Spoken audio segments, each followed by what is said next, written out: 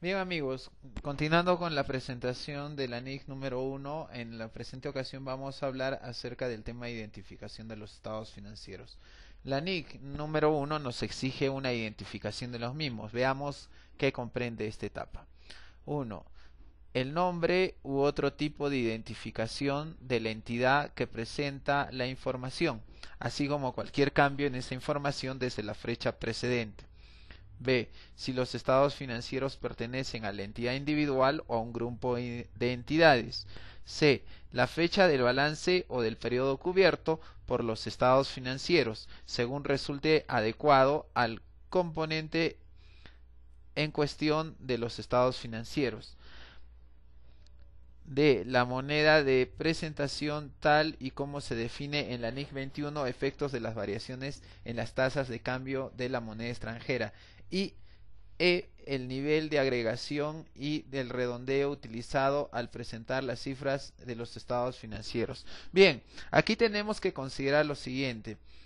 Nos estamos refiriendo al tema de el encabezado de todo estado financiero, y el encabezado de todo estado financiero abarca, como sabemos, el nombre o identificación de la entidad, el nombre del estado financiero, si pertenece a una entidad única o a un grupo de entidades, la fecha de balance, no recordemos que balance general siempre va a ser una fecha determinada, y el estado de ganancias y pérdidas, cambios en el patrimonio neto, el estado de flujo de efectivo va a ser de un periodo determinado. También es importante señalar la moneda, es en soles, es en dólares, y el nivel de agregación y redondeo, que también se conoce como el nivel de precisión de los estados financieros. Estamos presentando en soles, miles de nuevos soles, en millones de soles. Bien, pasamos a otro punto. Periodo contable sobre el que se informa. Los estados financieros se elaborarán con una periodicidad que será como mínimo anual. Cuando cambie la fecha del balance de la entidad y elabore estados financieros para un periodo contable superior o inferior a un año, la entidad deberá informar del periodo concreto cubierto por los estados financieros. Como sabemos, el principio de periodo y básicamente también el término ejercicio se refieren a un año. Pero ¿puede presentarse información financiera por periodos menores o mayores? Claro que sí, pero en caso de ser este supuesto deberá de informarse claramente acerca del periodo sobre el cual se informa. Además de la razón para utilizar un periodo inferior o superior. En el caso de periodos que varíen al tema del ejercicio, nosotros, por ejemplo, en periodos inferiores hablaríamos ya de la NIC 34, estados financieros de periodos intermedios. También el hecho de que no sean totalmente comparables las cifras que se ofrecen en el estado de resultados, en el estado de cambios en el patrimonio neto, en el estado de flujos de efectivo y en las notas correspondientes, ¿no? En este caso, la razón para utilizar un periodo inferior o superior debemos explicarla si es que varía el tema de ejercicio. Y otro hecho fundamental que nos señalan aquí en este punto es el tema de comparabilidad. Ojo, no podemos comparar un estado de ganancias y pérdidas de 12 meses con un estado de ganancias y pérdidas de 6 meses. ¿No? Porque son dos periodos diferentes. Eso también debe tenerse en cuenta cuando varía la presentación del periodo, los periodos que varían hacia arriba y hacia abajo respecto a un año. Bien, vamos a pasar a hablar ahora de la estructura, balance general. Dentro del balance general, uno de los puntos clave que tenemos que considerar es la distinción entre lo corriente y lo no corriente. La entidad presentará sus activos corrientes y no corrientes, así como sus pasivos corrientes y no corrientes, como categorías separadas dentro del balance. Sí, y claramente nosotros sabemos que cuando estamos revisando, estamos leyendo un balance general o un estado de ganancias y pérdidas, nos encontramos con la separación de lo corriente o lo no corriente, ¿no? Y al hablar del término corriente, por lo general nos referimos al tema de un año. Hay una excepción, sí, excepto cuando la presentación basada en el grado de liquidez proporcione una información relevante que sea más fiable.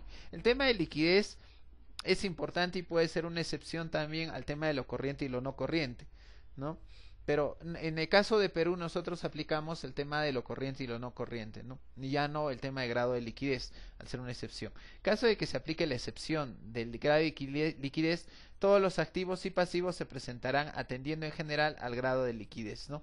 En el caso de nosotros que presentamos el activo en el balance general tiene un orden de liquidez, y en el caso del pasivo nosotros hablamos del grado de exigibilidad, pasivo y patrimonio neto, exigibilidad. En el caso del activo, el tema de liquidez.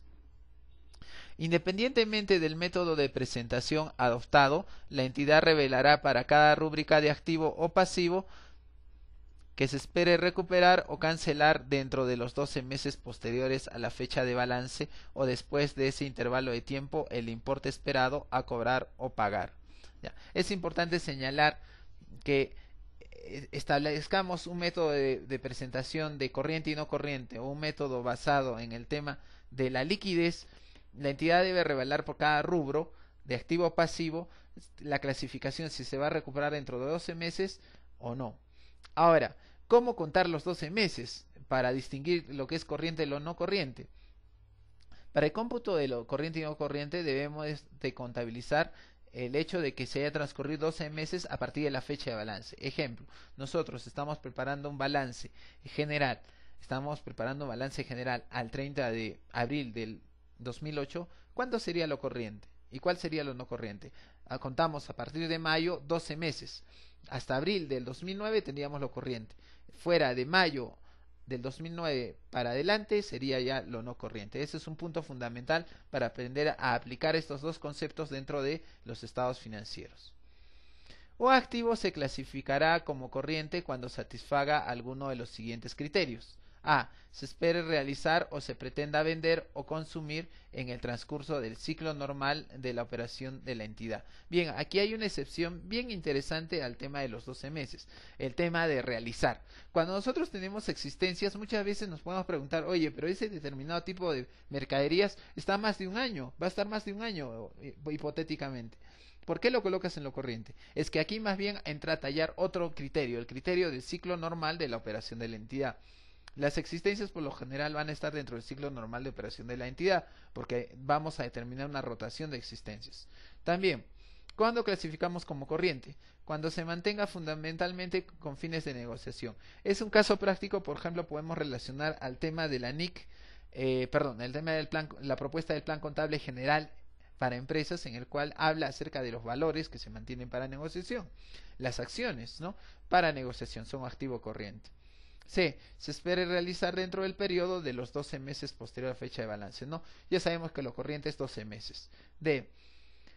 Se trate de efectivo u otro medio equivalente de efectivo, tal y como se define en la NIC 7, estado de flujo efectivo, cuya utilización no está restringida para ser intercambiado o usado para cancelar un pasivo, al menos dentro de los 12 meses siguientes a la fecha de balance.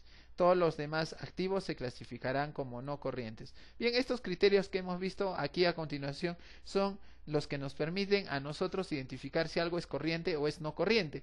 No olvidemos que debemos de considerar en este punto claramente el tema 1, el ciclo normal de operación de la entidad; 2, el tema de negociación; 3, la definición del tema de flujo de efectivo, ¿no? Ahora, el disponible en algún momento puede estar restringido, hay que tener cuidado ahí, ¿no? Si no hay esa disponibilidad dentro de los 12 meses. Y esa situación, si existe un grado de restricción, debe ser revelado en nota a los estados financieros. Asimismo, un pasivo se clasificará como corriente cuando satisfaga alguno de los siguientes criterios. Se espere liquidar en el ciclo normal de la operación de la entidad. 2. Se mantenga fundamentalmente para negociación. Deba liquidarse dentro del periodo de 12 meses desde la fecha de balance, o la entidad no tenga un derecho incondicional para aplazar la cancelación del pasivo durante al menos los 12 meses siguientes a la fecha de balance. No, estos son criterios más bien para ver el tema si un pasivo es corriente. 1. ¿Se va a liquidar dentro del ciclo normal de operación de la entidad tratándose de facturas de proveedores? Sí, claro que sí. Se mantenga fundamentalmente para el tema de negociación. Si es que nosotros tenemos instrumentos de pasivo que se van a mantener para el tema de negociación. Si vamos a liquidar en 12 meses, que es el caso más típico para lo corriente, ¿no? Así como también el tema de derechos incondicionales, ya para la cancelación del pasivo. Muchas veces aquí vamos a ver también el tema de derivados, el tema de algunos pasivos financieros relacionados a estas cuentas, cuál pueden ser corriente. Todos aquellos que no satisfagan estos criterios serán clasificados como no corrientes. Muchas gracias por su atención y continuaremos en un siguiente video.